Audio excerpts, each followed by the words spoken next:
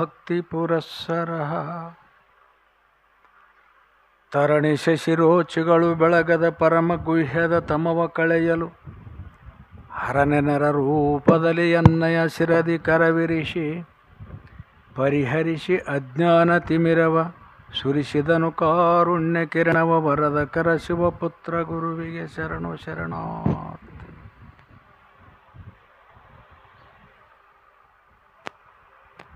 ಪರಮ ಪೂಜ್ಯ ಪ್ರಾತಸ್ಮರಣೀಯ ಅದ್ವೈತ ಸಾರ್ವಭೌಮ ಸಿದ್ಧ ಕುಲ ಲಲಾಮ ಭಕ್ತಜನ ಕಾಮಕಲ್ಪದ್ರುಮ ಸಿದ್ಧಾರೂಢರ ದಿವ್ಯ ಸನ್ನಿಧಾನಕ್ಕೆ ಅನಂತ ಕೋಟಿ ನಮನಗಳನ್ನು ಸಲ್ಲಿಸಿ ತತ್ಕರಕಮಲ ಸಂಜಾತ ಪರಮ ಆರಾಧ್ಯ ಗುರು ಈ ಕಾರ್ಯಕ್ಕೆ ಕಾರಣೀಭೂತರಾದ ಶ್ರೋತ್ರಿಯ ಬ್ರಹ್ಮನಿಷ್ಠ ಸದ್ಗುರು ಶಿವಪುತ್ರ ಮಹಾಸ್ವಾಮಿಗಳ ದಿವ್ಯ ಚರಣಾರವಿಂದಗಳನ್ನು ಸ್ಮರಿಸಿಕೊಂಡು ಬಸವಾದಿ ಪ್ರಮಥರಿಗೆ ವಂದಿಸಿ ಈ ಕಾರ್ಯಕ್ರಮದ ರೂಹಾರಿಗಳು ನಿಮ್ಮೆಲ್ಲರಿಗೆ ಒಂದು ಒಳ್ಳೆಯ ಮಾರ್ಗದರ್ಶನವನ್ನು ಮಾಡುತ್ತಾ ನಮ್ಮ ಜೀವನ ಉದ್ಧಾರಕ್ಕೆ ಕಾರಣೀಕರ್ತರಾದ ಆತ್ಮೀಯರು ಗುರುಬಂಧುಗಳಾದ ಶ್ರೋತ್ರಿಯ ಬ್ರಹ್ಮನಿಷ್ಠ ಸದ್ಗುರು ನಿಜಾನಂದ ಅಪ್ಪಂಗಳ ಚರಣಾರವಿಂದಗಳಲ್ಲಿ ನಮನಗಳನ್ನು ಸಲ್ಲಿಸಿ ವೇದಿಕೆ ಮೇಲೆ ಆಸೀನರಾದ ಉಭಯ ಪೂಜ್ಯರಿಗೂ ವಂದಿಸಿ ಈ ಕಾರ್ಯಕ್ರಮದಲ್ಲಿ ಪಾಲ್ಗೊಂಡ ಎಲ್ಲ ಶರಣೆಯರಿಗೆ ಶರಣಾರ್ಥಿಗಳು. ಸುಕ್ಷೇತ್ರ ಮಿಟ್ಟಿ ಮಲ್ಕಾಪುರ ಗ್ರಾಮದ ಈ ಶಿವಪುತ್ರ ನಗರದಲ್ಲಿ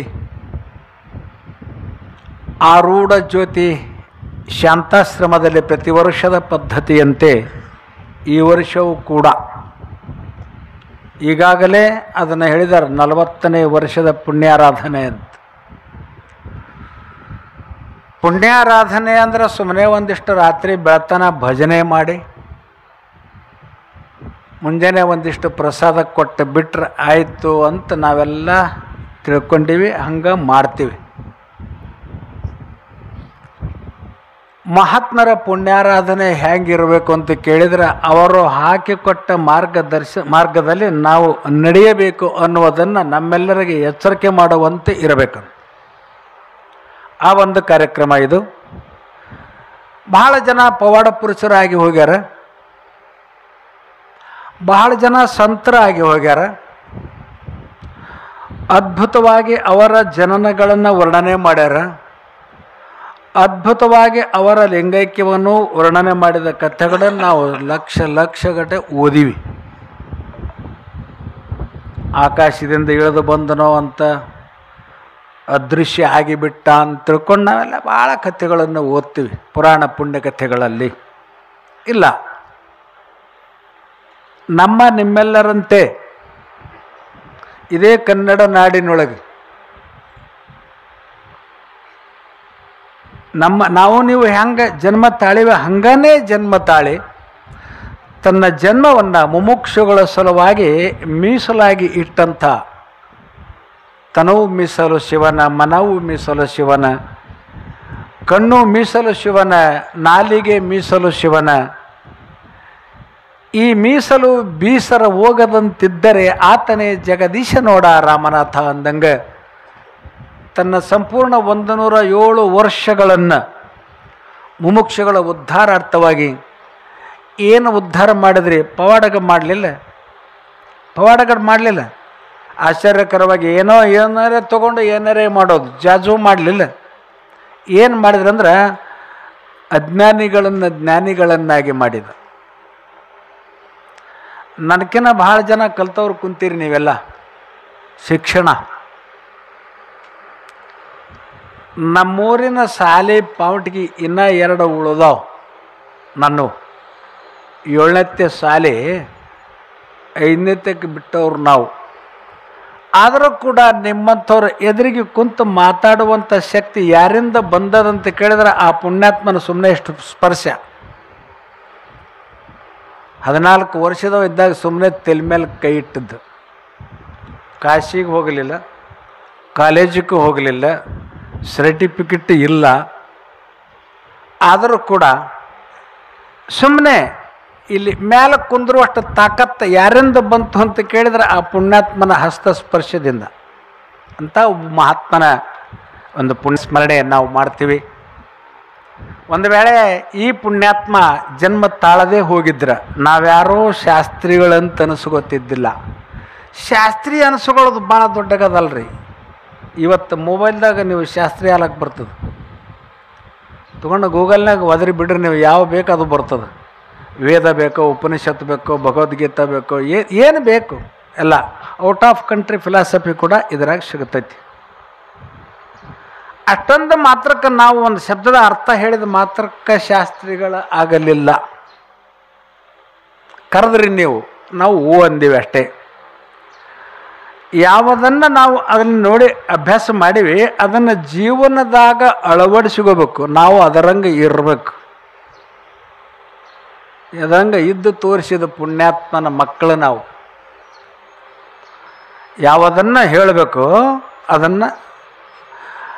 ಇನ್ನು ಈ ಅಧ್ಯಾತ್ಮ ವಿದ್ಯೆ ಅನ್ನೋದು ಕೇವಲ ದೇವನಾಗರಿ ಯಾವುದು ಸಂಸ್ಕೃತ ಭಾಷೆಯಲ್ಲಿ ಇತ್ತು. ಸರ್ವೇಸಾಮಾನ್ಯರಿಗೆ ಸಂಸ್ಕೃತ ಭಾಷೆ ಅರ್ಥ ಆಗೋದಿಲ್ಲ. ಅದನ್ನು ಏನು ಕನ್ನಡ ನಾಡಿನ ಪುಣ್ಯ, ಕನ್ನಡ ನಾಡಿನ ಮುಮುಕ್ಷುಗಳ ಉದ್ಧಾರಾರ್ಥವಾಗಿ ನಿಜಗುಣರ ಶಾಸ್ತ್ರವನ್ನು ಅಚ್ಚ ಕನ್ನಡದಲ್ಲಿ ಟೀಕಾ ತಾತ್ಪರ್ಯಗಳನ್ನು ಬರೆದು ಸರ್ವೇ ಸಾಮಾನ್ಯ ಎಲ್ಲ ಜನರಿಗೂ ಶಾಸ್ತ್ರದ ಅರ್ಥವಾಗುವಂಗೆ ಬರೆದಿಟ್ಟು ಪುಣ್ಯಾತ್ಮ, ಅವನಿಂದ ನಾವು ಇಲ್ಲಿ ಮ್ಯಾಗ ಬರುವಂಥ ವ್ಯವಸ್ಥೆ ಆಯಿತು. ಅಂಥ ಪುಣ್ಯಾತ್ಮ 40 ವರ್ಷಗಳಾಯಿತು ಇವತ್ತಿಗೆ ಕಣ್ಮರೆಯಾಗಿ ಅವರ ಭೌತಿಕ ಶರೀರ. ಆದರೂ ಅವರ ಅಂತರಾತ್ಮ ನಿಮ್ಮೆಲ್ಲರನ್ನು ಚೈತನ್ಯ ರೂಪದಿಂದ ನಮ್ಮನ್ನು ಸಲಹುತ್ತದೆ ಅನ್ನುವ ಭರವಸೆಯೊಂದಿಗೆ ಇವತ್ತ ನರಜನ್ಮದಿಂದಿಹದೊಳು ಮಿಗಿಲುಂಟೆ. ಜಂತು ನಾಮ ನರಜನ್ಮ ದುರ್ಲಭ. ಜಂತು ಅಂದ್ರೆ ಹುಳ. ಇದು ಏನ್ರಿ? ಇದು ಒಂದು ಹುಳ. ಯಾವಾಗ್ರಿ ಇದು? ತಾಯಿಯ ಗರ್ಭದಲ್ಲಿ ಇದು ಪ್ರವೇಶ ಆಗೋದಕ್ಕಿಂತ ಪೂರ್ವದಲ್ಲಿ ಹುಳ. ಇದು ಬ್ಯಾಕ್ಟೀರಿಯಾ ಅಂತ ಕರೀತಾರದು. ಜೀವ ಕಣಗಳು ಅಂತ ಹೆಸರ. ಲಕ್ಷ ಲಕ್ಷ ಜೀವ ಕಣಗಳು ಮಾತೃಗರ್ಭವನ್ನು ಪ್ರವೇಶಿಸಿ ಅಲ್ಲೆಲ್ಲ ಬಡಿದಾಟ ಮಾಡಿ ಕೇವಲ ಒಂದು ಹೊರಗೆ ಬಂದದ್ರಿ. ಇದು ಒಂದು ಜನ್ಮಕ್ಕೆ ಕಾರಣ ಆಗಬೇಕಾಗಿತ್ತಂದ್ರೆ ಎಷ್ಟನ್ನು ಕೊಂದು ಬಂದದ್ರಿ. ಇದು ಯಾರು ಕೊಂದದ್ದನ್ರಿ? ತನ್ನವರನ್ನೇ. ಬಂದ ಕೂಡಲೇ ಏನು ಮಾಡಕತ್ತದಂತ ಕೇಳಿದ್ರೆ ಅದು ಒಳಗೇನು ಕೆಲಸ ಮಾಡಿತ್ತು ಅದನ್ನೇ ಮಾಡ್ತದೆ. ಹೊರಗೆ ಯಾರು ಕೂಡ ಚಲೋ ಇರ್ತೀವಿ, ಮನ್ಯಾಗ ನಮ್ಮವ್ರು ಕೂಡ ನಾವು ಚಲೋ ಇರಂಗಿಲ್ಲ. ಹಂಗೆ ಯಾರು ಇದ್ರೆ ತಪ್ಪು ತಿಳ್ಕೊಬೇಡ್ರಿ. ಇದ್ದು ಪರಿಸ್ಥಿತಿ ಹೇಳ್ತೀನಿ. ಒಂದು ಹೊಲ ಮಾರೋದಾಗಲಿ, ಮನೆ ಮಾರೋದಾಗಲಿ, 4 ಜನರು ಬಂದು ನೀನು ಮಾರೋದೇ ಖರೆ ಆದರೆ ನಿಮ್ಮ ಅಣ್ಣತಮ್ಮರಿಗೆ ಕೊಡೋರು, ಹೊರಗೆ ಯಾರಿಗಾರ ಕೊಡ್ತೀನಿ ಅವನಿಗೆ ಕೊಡೋಂಗಿಲ್ಲ ಅಂತ ನೀವು ಯಾಕ್ರಿ? ಮೂಲ ಸ್ವಭಾವ ಅದ್ರಿ. ಹುಟ್ಟುವಾಗಲೇ ಅದನ್ನು ಮಾಡೇ ಹೊರಗೆ ಹುಟ್ಟಿದವ. ಲಕ್ಷ ಲಕ್ಷ ಅಣ್ಣತಮ್ಮರನ್ನ ಕೊಂದು ಬಂದಾವೆ ಒಂದು ಹೊರಗೆ ಬಂದ. ಯಾಕಂದ್ರೆ ಅಲ್ಲಿ ಭಾಳಕ್ಕೆ ಜಾಗ ಇರಂಗಿಲ್ಲ ಬರ್ಲಾಕ್ಕೆ. ಸುಮಾರು ಒಂದು 8-10 ಒಮ್ಮೆ ಬರ್ಲಾಕ್ಕೆ ಇರಂಗಿಲ್ಲ. ಒಂದು ಬರ್ತದೆ ಹೊರಗೆ. ಏನು ಸಂಸ್ಕಾರ ಆಗಿತ್ತು ಅದನ್ನೇ ಮುಂದುವರಿಸ್ತದೆ. ಇದನ್ನು ಬಿಡಿಸೋ ಸಲುವಾಗಿ ಹೊರಗಿನ ಸಂಸ್ಕಾರ ಬೇಕು, ಗುರುವಿನ ಸಂಸ್ಕಾರ. ಅದಕ್ಕೆ ಗುರು ಅಂತ ದೊಡ್ಡವ ಅದನ್ನೆಲ್ಲ ಬಿಡಿಸಿಬಿಡ್ತಾನ. ಆ ಸಂಸ್ಕಾರಗಳನ್ನು ತೆಗೆದು ದಿವ್ಯ ಸಂಸ್ಕಾರಗಳನ್ನು ಕೊಡುವಂಥ ಕೆಲಸ ಸದ್ಗುರುವಿಂದು. ಅದಕ್ಕೆ ಗುರು ಬೇಕು ನಮಗೆ. ಆ ಗುರು ಹೇಳ್ತಾನ, ಜಂತೂನಾಂ ನರಜನ್ಮ ದುರ್ಲಭ. ಹೇಳಿದ್ನಲ್ಲ ಜಂತು ಅಂದರೆ ಏನು ನೋಡೋದಂತ. ಮೂಲತಃ ಸ್ವಲ್ಪ ಹಿಂದಕ್ಕೆ ಹೋಗ್ಬೇಕು ನಾವು. ಇದು ಹೆಂಗಿತ್ತಂತ ಈ ಸದ್ಯ ಒಂದು 5 ಫೂಟ್ ಎತ್ತರ, ಒಂದು 60 ಕಿಲೋ ವೇಟ್, ಆಮೇಲೆ ಒಂದು ರೂಪ ಅದ. ಅದಕ್ಕೂ ಮೊದಲ ಹೆಂಗಿತ್ತು ರೀ? ಬಾಲ್ಹುಳದಂಗೆ ನೀರಿನೊಳಗೆ ಕಪ್ಪೆ ಮೀನುಗಳಂತ ಇರ್ತಾವಲ್ಲ, ಬರೀ ಬಾಲ ಅಷ್ಟ ಕಾಣ್ತಿರ್ತೈತಿ. ನಿಂತು ನೀರಿನಾಗ ನೋಡ್ಬೇಕು. ಅದರಿಂದಲೇ ಈ ಸಂತತಿ ಬೆಳೆದಂಥ ಒಂದು ವಿಜ್ಞಾನ ಅದ. ಅದು ಬೇಡ ನಮ್ಗೆ. ಮಂಗನಿಂದ ಮಾನವ ಅಂತ ಹೇಳ್ತಾರೆ, ಅದನ್ನೂ ಬೇಡ, ಅಷ್ಟು ದೂರ ಹೋಗೋದು ಬೇಡ. ನಾವು ಸುಮ್ಮನೆ ಇದು ಹುಟ್ಟೋದಕ್ಕಿಂತ ಪೂರ್ವದಲ್ಲೇ 9 ತಿಂಗಳ ಮೊದಲು ಏನಿತ್ತು ಅಂತ ವಿಚಾರ ಮಾಡಿದಾಗ ಹುಳ. ಇಂಥ ಜಂತುಗಳಲ್ಲಿ 84 ಲಕ್ಷ ಪ್ರಕಾರಗಳು,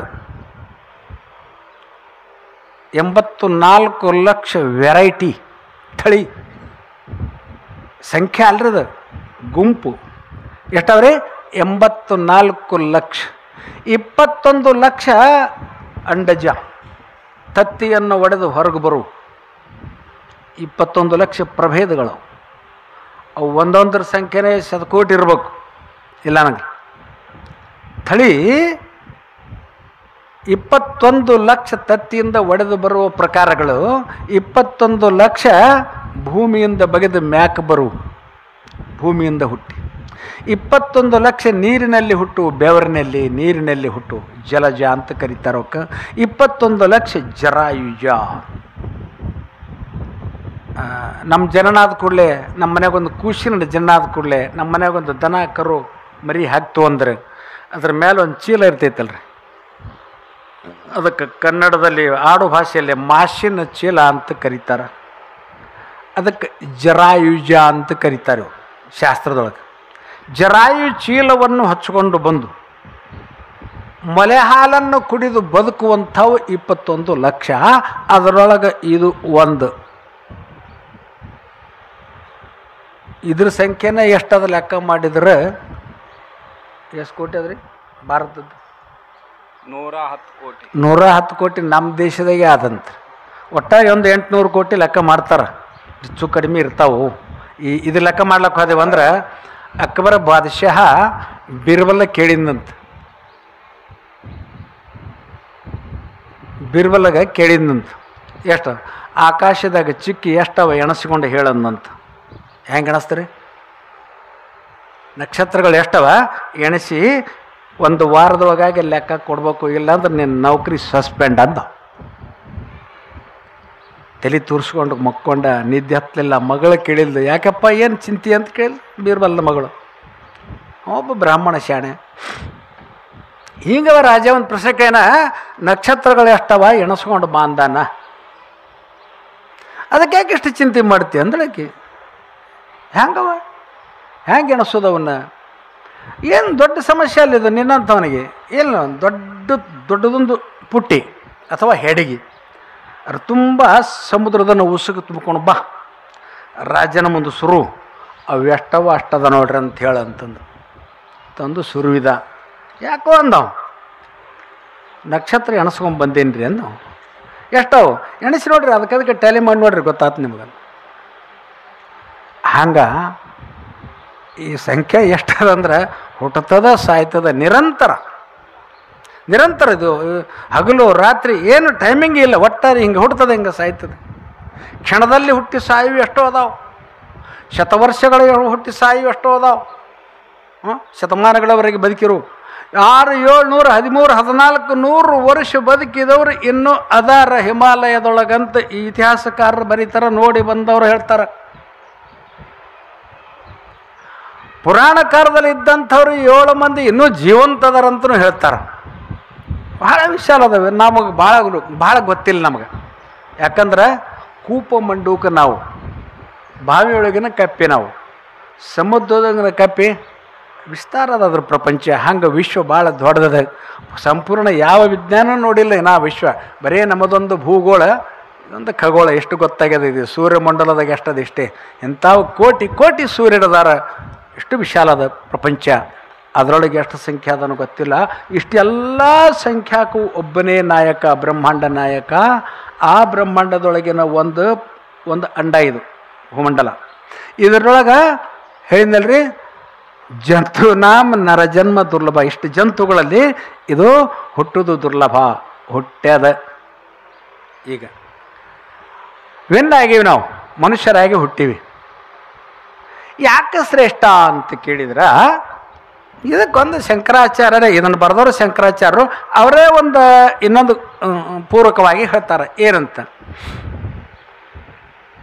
ಪುನರಪಿ ಜನನಂ ಪುನರಪಿ ಮರಣಂ ಪುನರಪಿ ಜನನಿ ಝಠರೇ ಶಯನಂ ಇಹ ಸಂಸಾರೇ ಖಲು ದುಸ್ಸಾರೆ ಕೃಪಯಾಪಾರೆ ಪಾಹಿ ಮುರಾರೆ ಭಜ ಗೋವಿಂದಂ ಗೋವಿಂದಂ ಭಜೆ ಮೂಢಮತೆ. ಹೇ ಬುದ್ಧಿ ಇಲ್ಲದವನೇ, ಮೂಢಮತೆ ಅಂದ್ರೆ ಬುದ್ಧಿಗೇಡಿ ಅಂತ. ಬುದ್ಧಿ ಇಲ್ಲದವನೇ ಗೋವಿಂದನನ್ನು ಭಜಿಸು. ಯಾಕ? ಪುನಃ ಹುಟ್ಟು ಸಾವುಗಳಿಗೆ ಒಳಗಾಗ್ತದಲ್ಲ, ಇದರಿಂದ ಕಡಕ್ಕಾಗಲಕ್ಕ ಅದು ತಾರಕ, ಅದಕ್ಕೆ ಮಂತು. ಈಗಾಗಲೇ ಅನಿಸಿದ್ರಲ್ರಿ, ಫಸ್ಟ್ಗೆ ನೀವು ಕುಂತಾಗ ಪಂಚಾಕ್ಷರಿ ಮಹಾಮಂತ್ರವನ್ನು ಜಪ ಮಾಡೋದು ಅಂತ ನಮಗೊಂದು ಸುಮಾರು ಎಷ್ಟು ಸಲ ಅಂದೀವಿ ನೆಪ್ಪದನ್ರಿ ನಿಮಗೆ. ಇವತ್ತು ನಾವು ಅದರೊಳಗೆ ಇರಂಗಿಲ್ಲ, ಅನ್ನಬೇಕು, ತಲ್ಲಿನಾಗಿರ್ತೀವಿ. 25 ಸಲ ಅನಿಸಿದರು. ಎಷ್ಟು ಜನ ಅದೀವಿ?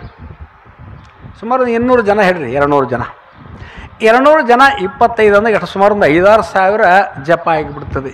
ಈ ಜಾಗಕ್ಕೊಂದು ಮಹತ್ವ ಬರ್ತದೆ. ಇದು ಪ್ರಯೋಗ ಆಗ್ಯದಲ್ಲ. ಈ ಪ್ರಯೋಗ ಆಯ್ತು 8 ದಿವಸದಿಂದ ಜನವರಿ 22ನೇ ತಾರೀಕಿಗೆ. ಅದಕ್ಕಿಂತ ಪೂರ್ವಭಾವಿಯಾಗಿ 1 ತಿಂಗಳು 2 ತಿಂಗಳುಗಟ್ಟಲೆ ಜೈ ಶ್ರೀರಾಮ್ ಜೈ ಶ್ರೀರಾಮ್ ಜೈ ಶ್ರೀರಾಮ್ ಜೈ. ಎಷ್ಟು ಕೋಟಿ ಜನ ಅಂತದ್ರಿ? 108 ಕೋಟಿ ರೀ. ಅದರಾಗ ಮೇಲೆ 8 ಕೋಟಿ ಬಿಡ್ರಿ. ಬರೀ ಒಂದು 50 ಕೋಟಿ ಜನ ಅಂದಿರ್ಬೇಕಂತ ತಿಳ್ಕೊರಿ. 5-6 ತಿಂಗಳು ಏಕ ಅಂದಾರ್ರಿ. ಅದು ಚಾಲೂ ಆಯಿತು. ರಾಮಲಲ್ಲಾ ವಿಗ್ರಹ ಸ್ಥಾಪನೆ ಆಗತ್ತದ ಅಂದ ಕೂಡಲೇ ಚಾಲೂ ಆದದ್ದು ಜೈ ಶ್ರೀರಾಮ್. ಇನ್ನೂವರೆಗೆ ನಿಂತಿಲ್ಲ, ನಡೆದದೆ. ಎಷ್ಟು ಜಪ ಆಗ್ತಾವ್ರಿ? 23 ಕೋಟಿ ರಾಮ ಜಪ ಮಾಡಿದ್ರೆ ಅವ ವೈಕುಂಠವಾಸಿ ಆಗ್ತಾನಂತ ತಿಳ್ಕೊಂಡು ಐತಿ ಸಿದ್ಧಾಂತ. ಎಷ್ಟು ಕೋಟಿ ಆಗಿರ್ಬೇಕ್ರಿ ಅವು? ಒಂದು ಜಾಗಕ್ಕೆ, ಒಂದು ಸ್ಥಾನಕ್ಕೆ ಬೆಲೆ ಬರಬೇಕಾಗಿತ್ತಂದ್ರೆ ಅಲ್ಲಿ ಎನರ್ಜಿ ಪವರ್ ಬರಬೇಕಾಗಿತ್ತಂದ್ರೆ ಒಂದು ಬೇಕು. ಇದು ಎಂಥದ್ರಿ? ಈ ನಾವು ಅಂದ ಮಂತ್ರ ಯಾಕೆ ಸಾಮೂಹಿಕವಾಗಿ ಅನ್ನಬೇಕಂತ ಕೇಳಿದ್ರೆ, ಇಷ್ಟೂ ಮಂದಿ ಕೂಡ 25 ಸೇರಿ ಅಂದಾಗ ಸುಮಾರು 5-6 ಸಾವಿರ ಆಗಿಬಿಡ್ತಾರೆ ಒಂದು 5 ನಿಮಿಷದಾಗ. 5 ನಿಮಿಷನೂ ಹೋಗಿರ್ಲಿಕ್ಕಿಲ್ಲ ಅದು. ಒಂದು 5-6 ಸಾವಿರ ಜಪಸಂಖ್ಯೆ ಆಗ್ತದೆ. ಎಷ್ಟು ಜಪಸಂಖ್ಯೆ ಹೆಚ್ಚಾಗುತ್ತದೆ? ನೀವು ಮನ್ಯಾಗ ಕೂಡ ಜಪಸಂಖ್ಯೆ ನೀವು ಮಾಡ್ತಿದ್ರಿ ಅಂದ್ರೆ ಎಷ್ಟು ಸಂಖ್ಯೆ ಹೆಚ್ಚಾಗ್ತದೆ, ಅಷ್ಟು ಎನರ್ಜಿ ಪವರ್ ನಿಮ್ಮ ಹತ್ರ ಬರ್ತೈತಿ. ನಿಮ್ಮಲ್ಲಿ ತನ್ನಿಂದ ತಾನೇ ಚೇಂಜ್ ಆಗ್ತೈತಿ ನಮ್ಮ ಜೀವನ ಕ್ರಮ. ನಮ್ಮ ಭಾಷೆ ಬದಲಾಗ್ತದೆ, ನಮ್ಮ ನೋಟ ಬದಲಾಗ್ತದೆ, ನಮ್ಮ ಊಟ ಬದಲಾಗ್ತದೆ, ನಮ್ಮ ವ್ಯವಹಾರ ಬದಲಾಗುತ್ತದೆ. ಯಾಕೆ ಬದಲು ಮಾಡ್ಕೋಬೇಕ್ರಿ? ಇದ್ದಂಗೆ ಇತ್ತು ಅಂದ್ರೆ ಇದಕ್ಕೆ ಜನ್ಮ ಅಂತಾರೆ ಅಂದರೆ ಮನುಷ್ಯ ಜನ್ಮ.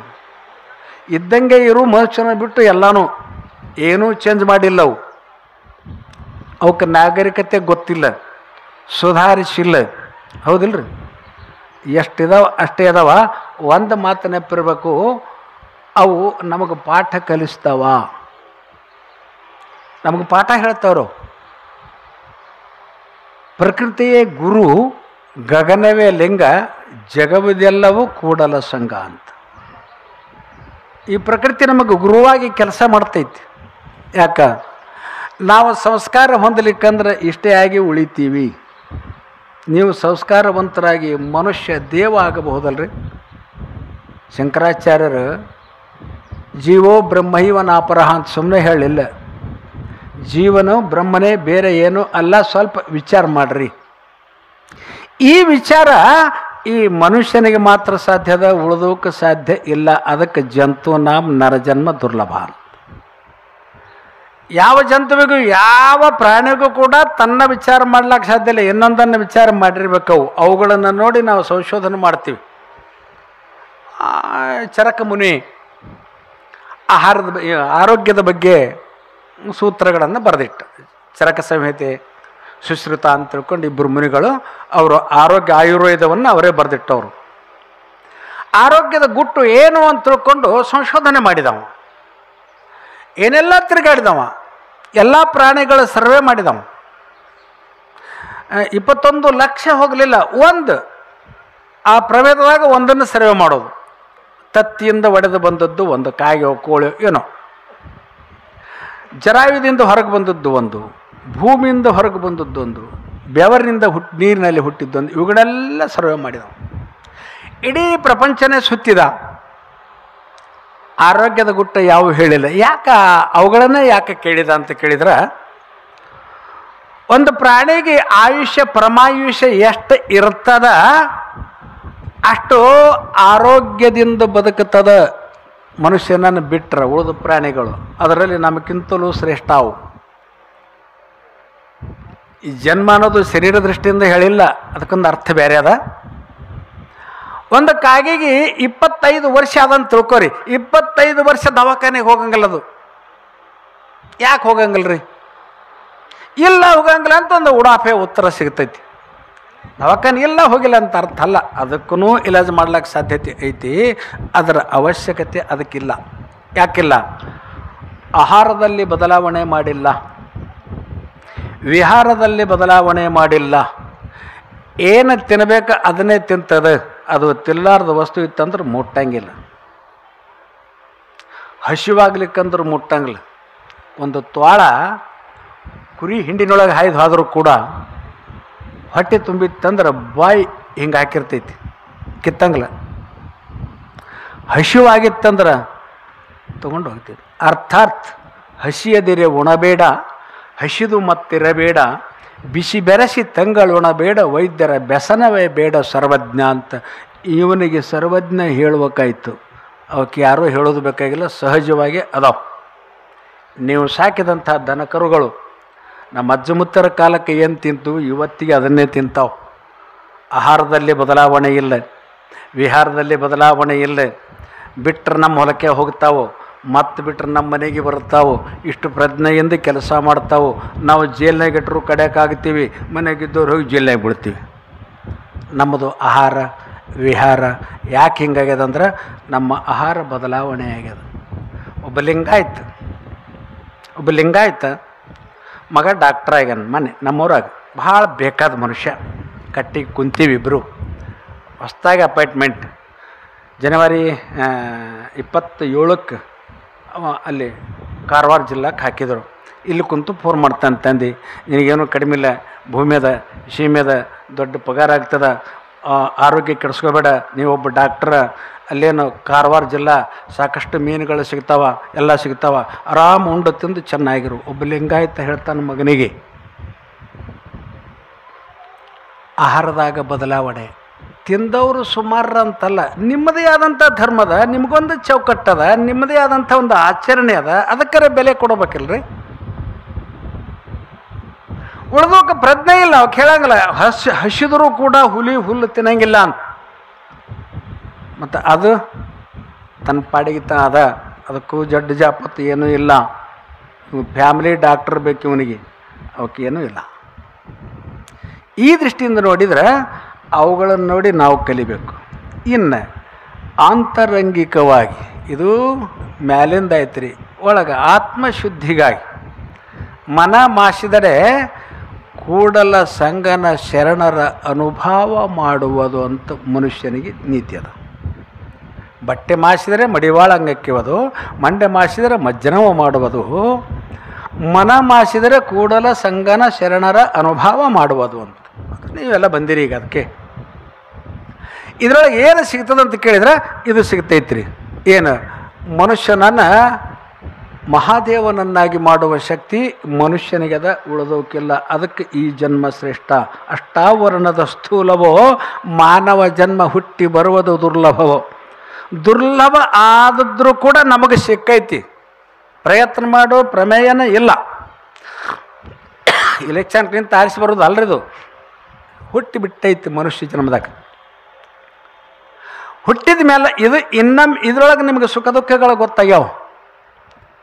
ಈ ಜೀವನ ಅನ್ನೋದು ಸುಖಮಯವೋ ಅಥವಾ ದುಃಖಮಯವೋ ಅಂತ ವಿಚಾರ ಮಾಡಿದ್ರೆ ಎಳ್ಳು ಕಾಳಿನಷ್ಟು ಸುಖ ಇದರಾಗ ಇಲ್ಲ.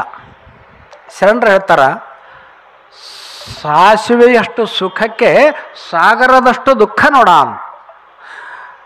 ಒಂದು ಸಾಸಿವೆ ಕಾಳಿನಷ್ಟು ಸುಖದ ಸಲುವಾಗಿ ಸಾಗರದಷ್ಟು ದುಃಖವನ್ನು ಈಜಬೇಕು, ಕುಡಿಬೇಕು. ಒಂದು ಕ್ಷಣಕಾಲ ನಮಗೆ ಸುಖ ಅನ್ನೋದು ಯಾವುದೇ ವಿಷಯದೊಳಗೆ. ಹಸಿವಾದರೆ ಎಲ್ತಾನೆ ಇರ್ತಾರೆ ತೃಪ್ತಿ. ನಿಮಗೆ ಹಸಿವಾಯ್ತಂತ ತಿಳ್ಕೊರಿ, ದುಃಖ. ಹಸಿವಾಯ್ತಂತ ತೊಂದರೆ. ಉಂಡ ಮೇಲೆ ತೃಪ್ತಿ ಎಲ್ತಾನೆ ಇರ್ತದ್ರಿ. ಒಂದಿಷ್ಟೇ ಉಂಡ್ರೆ ತೃಪ್ತಿ ಆಗಂಗಿಲ್ಲ, ಅದಕ್ಕೆ ಎಷ್ಟು ಬೇಕು ಅಷ್ಟು ಉಣ್ಬೇಕು. ಆಮೇಲೆ ಹೆಚ್ಚಿಗೆ ಒಲ್ಲೆ ಅನ್ನಿಸ್ತದ. ಇಲ್ಲಿ ತನ ಬೇಕಾದದ್ದು ಒಂದು ಕ್ಷಣ ಕಾಲದಾಗ ಒಲ್ಲೆ ಅನ್ನಿಸ್ತದಲ್ಲ. ನಿದ್ರಿ ಅಷ್ಟ್ರಿ, ನಿನಗೊಂದು ಆರೋಗ್ಯವಂತ ಪುರುಷನಿಗೆ ಎಷ್ಟು ಇರ್ಬೇಕು ಅಷ್ಟು ಆರೋಗ್ಯ ಶಾಸ್ತ್ರ ಹೇಳ್ತೈತಿ.